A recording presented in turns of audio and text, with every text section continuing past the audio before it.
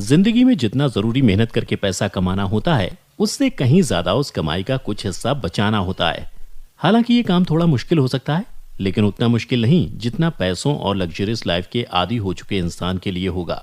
अगर आपकी सैलरी कम है तो पैसे बचाना और भी जरूरी हो जाता है। सैलरी पर जिंदगी गुजारने वालों की यही मुश्किल है। सैलरी क्रेडिट होते ही सब कुछ ठीक हो जाता है, लेकिन महीने के आखिर तक हालत टाइट हो जाती है। ऐसा इसलिए है क्योंकि हम अपने खर्चों पर कंट्रोल और पैसों का ट्रैक नहीं रख पाते। पैसे बचाना सिर्फ आज के लिए नहीं, बल्कि फ्यूचर को सेफ रखने के लिए भी जरूरी है। ऐसा नहीं है कि पैसे बचाने की कोई जादुई ट्रिक होती है।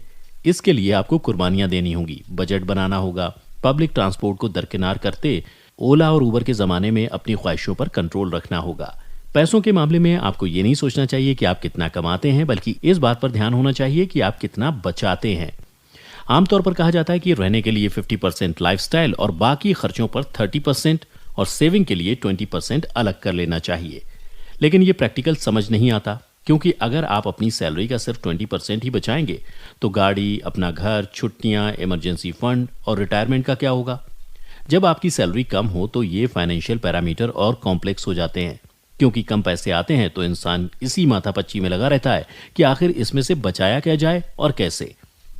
आज सक्सेस और हैप्पीनेस के इस वीडियो में हम मिडिल क्लास सेक्शन की इसी प्रॉब्लम का सॉल्यूशन लेकर आए हैं। अगर आप इस वीडियो में बताए गए तरीकों पर ईमानदारी से अमल करते हैं तो आपको इम्प्रैक्टिकल फाइनेंशियल एडवाइसेस के पीछे अपना दिमाग नहीं खराब करना पड़ेगा। अपनी सैलरी को एनालाइज कीजिए।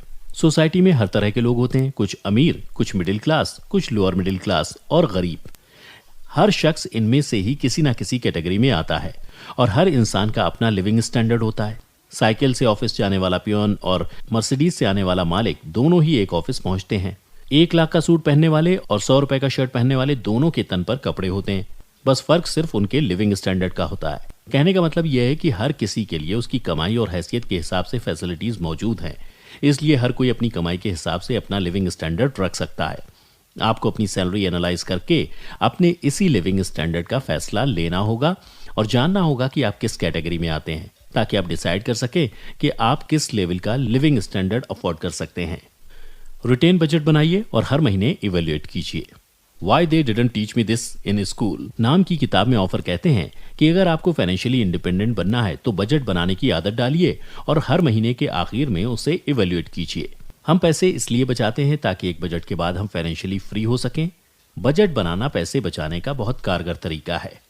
बजट बनाने का ये मतलब नहीं है कि आप अपने मन में सोच लें कि इस महीने ये खरीदा जाएगा और यहाँ खर्च नहीं होगा। अपने एक एक पैसे का रिटेन बजट बनाइए। इस बजट के जरिए आपको इंश्योर करना होगा कि हर महीने जितना पैसा जाता है उससे ज्यादा आपकी जेब में आए।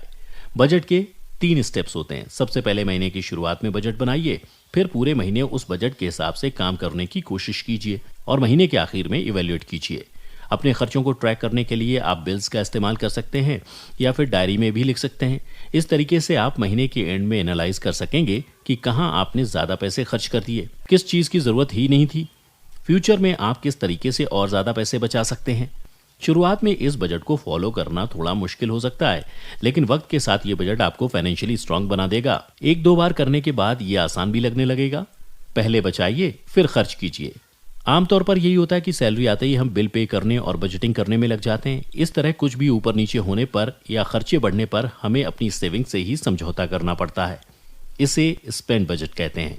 इसके उलट सेविंग बजट पर फोकस कीजिए, मतलब कितना कहाँ खर्च होगा सोचने से पहले सैलरी का कुछ हिस्सा बचत के रूप में साइड कर दीजिए।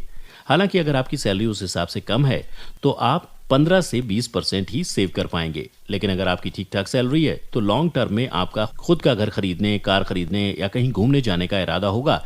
ऐसे में ये परसेंटेज बढ़ा दीजिए। इससे आपके पास महीने का खर्च चलाने के लिए सैलरी का बचा हुआ हिस्सा ही रह जाएगा और जो भी समझौते होंगे वो सेविंग से नहीं बल्कि खर्चों से होंगे। खर्च कम कीजिए और अपनी प्रायोरिटीज सेट कीजिए। खर्च कम करने का मतलब ये नहीं कि आप अपने ज़रूरी सामानों से समझौता करना शुरू कर दें। इसका मतलब ये है कि उन खर्चों को पहचानिए जो आपके लिए ज़रूरी नहीं है, लेकिन फिर भी हो जाते हैं और आप समझ नहीं पाते कि पैसे कहाँ चले गए। इसके साथ ही आप अपनी प्रायोरिटीज भी सेट कीजिए। कभी किसी को सब कुछ नहीं मिलता। बड़े बड़े मिलियनेयर और बिलियनेयर भी जो चाहते हैं वो सब कुछ नहीं खरीद पाते, क्योंकि हमारी चाहतें भी उसी हिसाब से होती हैं। इसलिए आपको हर हाल में ये डिसाइड करना होगा कि किस चीज़ पर खर्च करना आपके लिए सबसे ज़्यादा ज़रूरी है। जैसे कि अगर आपको इस महीने कोई 2 सामान खरीदने हैं, लेकिन अगर आप दोनों खरीदेंगे तो सेविंग्स नहीं हो पाएंगी। ऐसे में आपको वो चीज़ खरीदनी चाहिए जो फिलहाल के लिए ज़्यादा ज़रूरी है। दूसरी चीज़ आप अगले महीने के लिए रख सकते हैं।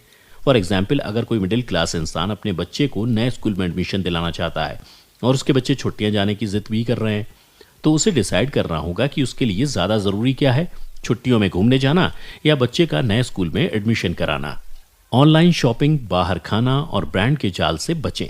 ऑनलाइन शॉपिंग वो चोर है जो नज़र नहीं आता। बड़े चुपके से आपके पैसे खर्च हो जाते हैं और पता भी नहीं चलता। आपने नोटिस किया होगा कि हम कभी भी ऑनलाइन शॉपिंग ऐप इसलिए नहीं खोलते कि हमें किसी सामान को खरीदने की ज़रूरत है। ज़्यादातर जब हम बोर होते रहते हैं तो ऐप खोलकर सामान देखने लगते हैं और कोई ना कोई चीज़ हमें ऐसी दिख जाती है जो या तो बहुत पसंद आ जाती है या हमें लगता है कि हमें इसकी ज़रूरत है। लेकिन खरीदने के बाद एहसास होता है कि हमने बिना वजह उस पर पैसे खर्च कर दिए। उससे भी खतरनाक कि एक बार जब शॉपिंग ऐप पर कुछ सर्च कर लेते हैं तो आपके सोशल मीडिया अकाउंट पर उसका एडवर्टीजमेंट होने लगता है, जिससे आपको वो सामान खरीदने का मन और भी ज़्यादा करने लगता है। ये मैं अपने एक्सपीरियंस से बता रहा हूँ। मैंने ऐसे एक एडवर्टीजमेंट देखकर ड्रेस खरीदा और बाद में रियलाइज़ हुआ कि ये ड्रेस तो मेरे किसी काम का ही नहीं है। ऐसे ही बाहर खाना खाना भी है। हमें बाहर कुछ भी काम हो, हम कुछ ना कुछ बाहर से खाकर ही लौटते हैं।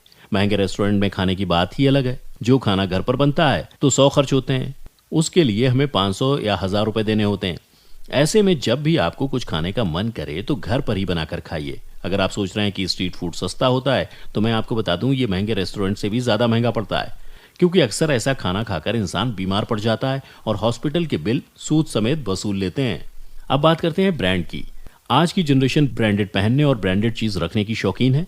ब्रांड ज़रूरत नहीं बल्कि शौक और लग्जरी है, जो अच्छे अच्छे रईसों को भी बेहाल कर सकता है। तो कम सैलरी वालों की तो हालत ही खस्ता हो जाएगी। इसलिए सिंपली अपनी ज़रूरतों के हिसाब से पहनिए, ब्रांड के हिसाब से नहीं, क्योंकि ब्रांडेड चीज़ों में आप चीज़ों को नहीं बल्कि ब्रांड के नाम की कीमत अदा कर रहे होते हैं। अपनी सेहत का ख्याल रखिए। यूं तो बीमार हो जाना या सेहतमंद रहना हमारे हाथ में नहीं है, लेकिन ये बात एकदम क्रिस्टल क्लियर है कि बीमारी इंसान को रास्ते पर ला सकती है। जान है तो जहान है, और अगर अच्छी सेहत है तो अच्छी बचत भी है। ऐसी बहुत सारी बीमारियां हैं जो बढ़ती उम्र या किसी और ऐसी वजह से होती हैं जो हमारे हाथ में नहीं है। लेकिन इसे नकारा नहीं जा सकता कि बहुत सारी बीमारियां हमारी लापरवाही और लाइफस्टाइल की वजह से भी होती हैं, जिसके लिए हॉस्पिटल के हजारों लाखों का बिल भरना पड़ता है। दोस्तों, मुझे ये बात हाल ही में रियलाइज़ हुई जब मैं सिर्फ ज़रूरत भर पानी ना पीने और हेल्दी ना खाने की वजह से बीमार हो गया था और कई दिन हॉस्पिटल में रहना पड़ा। हॉस्पिटल को तगड़ी कीमत अदा करनी पड़ी। इसलिए सेहत का ख्याल रखिए, ये आपका सबसे बड़ा एसेट है। और अगर आपकी सैलरी कम है तो अपनी सेहत का और ज़्यादा ख्याल रखिए, क्योंकि हो सकता है कि आपको बीमारी हो जाए तो खुद का इलाज कराने के पैसे हों ही ना। बचे हुए पैसों का सही इस्तेमाल कीजिए। कहते हैं अगर आप सिर्फ अपनी सैलरी पर जिंदगी गुजार रहे हैं तो आप गरीबी से सिर्फ एक कदम दूर हैं, और ये बात सच भी है। सोच कर देखिए, आपने सालों पैसे सेव किए और घर में किसी को कोई बड़ी बीमारी हो गई या कोई और एक्सीडेंट हो गया तो आपकी बरसों की सेविंग एक झटके में चली जाएगी और आप एकदम कंगाल हो जाएंगे। इसलिए बचाए गए पैसों को अलमारी में रखने के बजाय उनका सही जगह इस्तेमाल कीजिए। अपने पैसों को काम पर लगाइए। आपको इन्वेस्टमेंट करनी चाहिए, लेकिन याद रखिए ऐसे किसी जगह इन्वेस्ट मत कीजिए जहां ज़्यादा जोखिम हो, क्योंकि मुमकिन है कि इससे आपकी मेहनत की कमाई डूब जाए। इसलिए मार्केट की रिसर्च कीजिए और सही जगह इन्वेस्ट कीजिए। इसके अलावा आप गवर्नमेंट स्कीम, बैंक की सेविंग स्कीम में भी इन्वेस्ट कर सकते हैं। सोना भी इन्वेस्टमेंट का एक बहुत अच्छा ऑप्शन है, क्योंकि जब मार्केट नीचे जाती है तो सोने की कीमत बढ़ने लगती है और ट्रैक रिकॉर्ड बताता है कि सोने की कीमत जल्दी से कम नहीं होती, और कम भी होती है तो थोड़ी बहुत। अपने पैसों को ऐसे बैंक के अकाउंट में रखें जो बैंक सेविंग अकाउंट पर ज़्यादा इंटरेस्ट देता हो। आजकल ऑनलाइन बैंक आ गए हैं जिन्हें इंफ्रास्ट्रक्चर का खर्चा नहीं उठाना पड़ता, जिसके चलते वो अपने अकाउंट होल्डर्स को ज़्यादा इंटरेस्ट देते हैं। तो दोस्तों, सक्सेस और हैप्पीनेस के इस वीडियो में हमने जाना कि अगर आपकी बहुत ज़्यादा सैलरी भी नहीं है तो भी आप किन तरीकों को आजमाकर अच्छी खासी बचत कर सकते हैं और उस बचत को सही जगह इस्तेमाल कर अपनी फाइनेंशियल कंडीशन को बेहतर बना सकते हैं।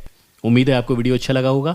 अगर हाँ तो वीडियो को लाइक और शेयर जरूर करिए और हमें इंस्टाग्राम पर भी फॉलो जरूर कर लीजिए। अभी के लिए इतना ही, अगले वीडियो में फिर मिलते हैं। तब तक अपना प्यार और वक्त देने के लिए बहुत बहुत धन्यवाद।